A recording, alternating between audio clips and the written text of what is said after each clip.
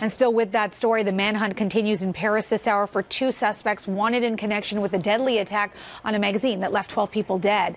One suspect has since turned himself in, and we want to go live now to cp24's Travis Danraj with more. Hi, Travis. Hey there, Pooja. Yeah, we know that 18-year-old suspect turned himself in. We want to show you a live shot right now of Paris. There's a vigil currently going on right now in Paris as this manhunt continues. As you can see, thousands and thousands of people have gathered in Paris to remember these 12 victims while this manhunt is ongoing. Over 3,000 French police officers currently searching for these two suspects. We know that the search right now is concentrated in the north of France. So that ongoing right now, and as you can see, it's nightfall in Paris, so this search becomes more difficult as night falls. Joining me in studio right now is Imam Mohammad Afzal Mirza to talk about to give some context on this issue. I know that there was an attack yesterday, grenades thrown into the courtyard of a mosque in a French city.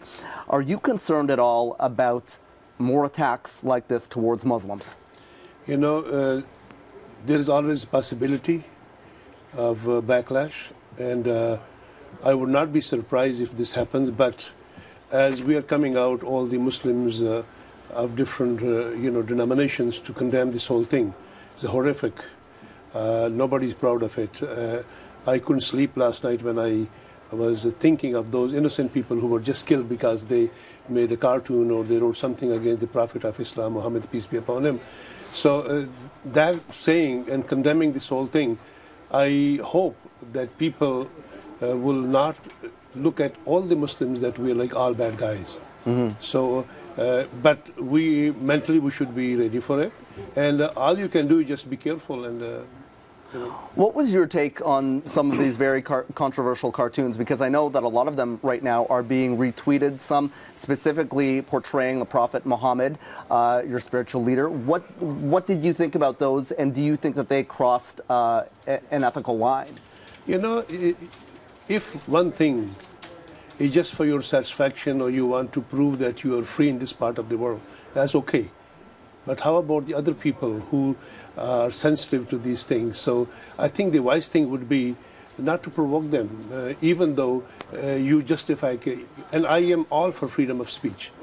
And I love West for these facilities, and I'm living here for the last 40 years in this part of the world.